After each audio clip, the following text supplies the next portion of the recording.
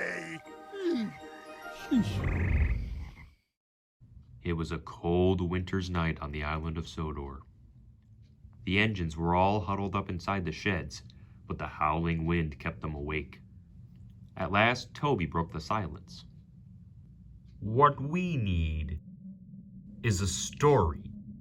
Ooh, a mysterious story.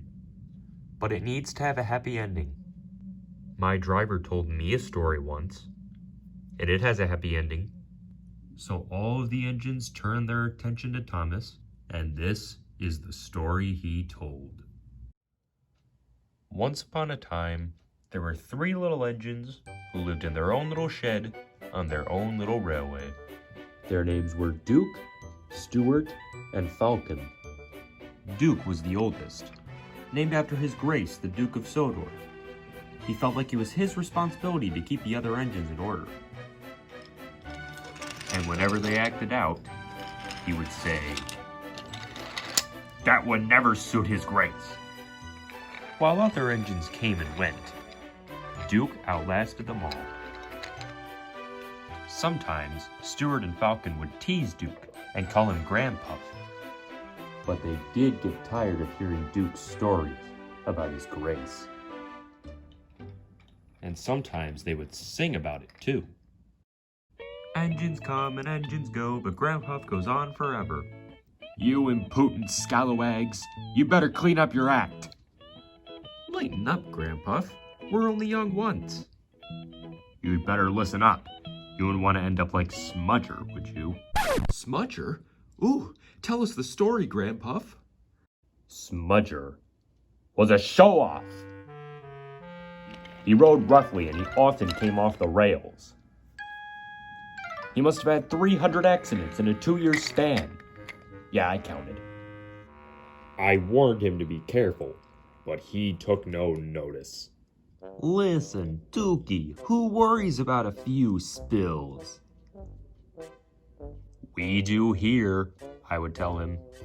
But he only laughed. But then one day, manager said he was going to make him useful at last.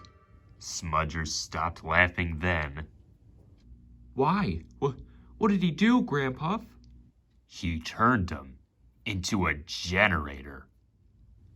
He's still back there behind the shed. He'll never move again. Nope. Needless to say, Stuart and Falcon behaved better after that. And over the years, the 3 engines went on many adventures together.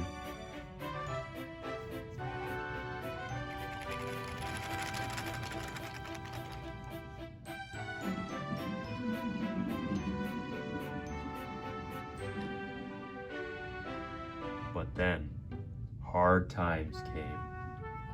The mines that the engines depended on for work closed for good. And the railway was soon closed too. People came to buy the engines. We'll take Stuart and Falcon. Nobody wanted Duke. They thought him too old. Don't worry, Granpuff. We'll find a shed for you on our new railway. Then you can come back and keep us in order.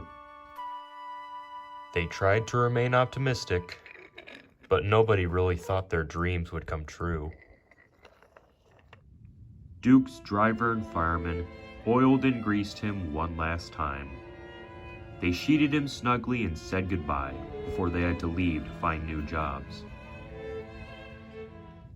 Duke was all alone. Oh well, I'll go to sleep. That'll help pass the time. Over the next few years, torrents of rain washed soil down from the mountain.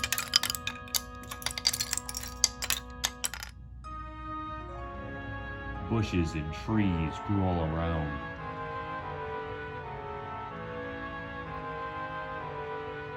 You would never know from looking that a shed was there, let alone a small engine asleep inside.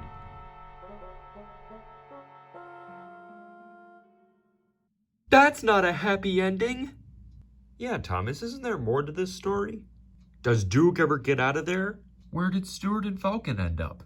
What happened to Smudger? Calm down, you guys.